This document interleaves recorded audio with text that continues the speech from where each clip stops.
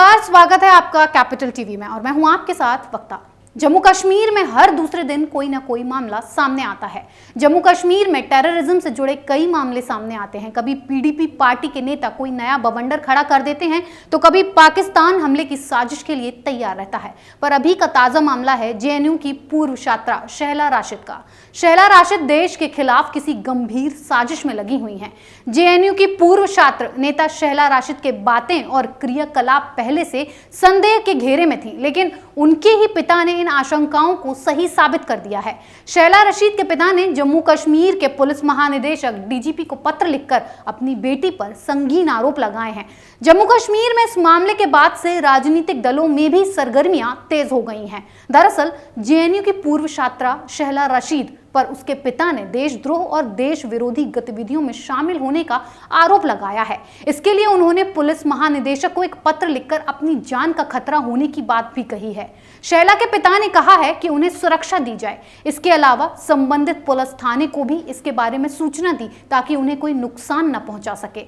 शहला के पिता अब्दुल रशीद ने दावा किया है कि साल 2017 में उनकी बेटी अचानक ही कश्मीर की राजनीति में आ गई थी। पहले वो नेशनल कॉन्फ्रेंस में शामिल हुई थी, उसके बाद जेकेपीएम में शामिल हुई। टेरर फंडिंग मामले में पहले ही इंजीनियर रशीद और जहूर वटाली गिरफ्तार हैं। इन नेताओं ने उनकी बेटी को नई पार्टी में शामिल होने के लिए 3 करोड़ रुपए के पैकेज की पेशकश की। अब्दुल रशीद ने बताया कि जून 2017 में इन दोनों नेताओं ने उसे वटाली के घर पर बुलाया था, जो कि श्रीनगर में है। वहां पर उसे कहा गया कि वे लोग नई पार्टी बनाने जा रहे हैं और उसमें उनकी बेटी को जोड़ा जाएगा।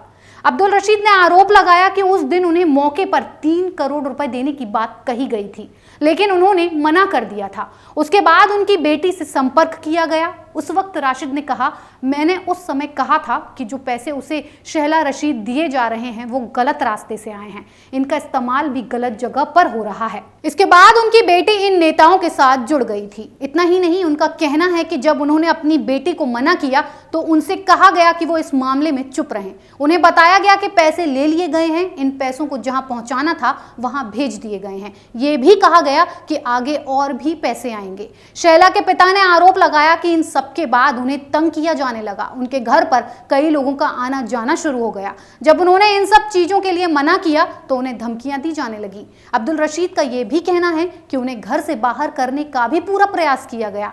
अब उन्हें अपनी जान को खतरा लग रहा है। दरअसल उनकी बेटी देशद्रोही लोगों के साथ जुड़ गई हैं। ऐसे में उन्हें जान से मारा जा सकता है। अब्दुल रशीद ने पुलिस महानिदेशक को पत्र लिखा है। इसमें उन्होंने अपनी सुरक्षा की मांग की है। पुलिस महानिदेशक ने आईजी कश्मीर को मामले की जांच करने को कहा है ताकि हकीकत बाहर लाई जा सके। आपको बता दूं कि शहला राशिद के पिता अब्दुल शोरा ने कहा कि शहला राशिद एनजीओ भी चलाती हैं और उन एनजीओ की भी जांच होनी चाहिए।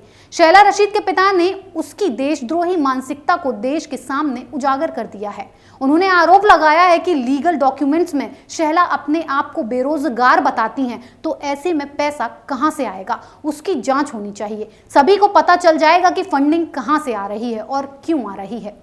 टेरर फंडिंग मामले में शहला राशिद पर काफी गंभीर आरोप लगे हैं और अपनी पोल खुलने से बौखलाई शहला राशिद ने खुद को जन्म देने वाले पिता पर ही अनाप शनाप आरोप लगाना शुरू कर दिया है। उसने बयान दिया है कि हाल ही में कोर्ट के आदेश पर उनके पिता के घर में आने पर रोक लगा दी गई है, जिसके बाद वे अनाप शनाप आरोप लगा रहे हैं। और अब उल्टा शहला ने आरोप लगाया कि उन्होंने मेरे साथ साथ मेरी मां और बहन पर भी बेबुनियाद आरोप लगाए हैं।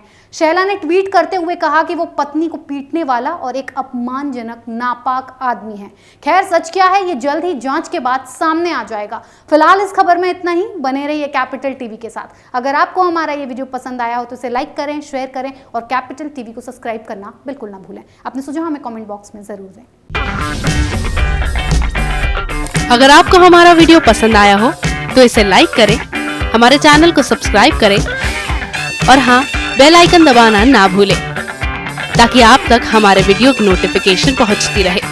आप अपना सुझाव हमें कमेंट बॉक्स में दे सकते हैं। हमारे साथ जुड़ने के लिए शुक्रिया।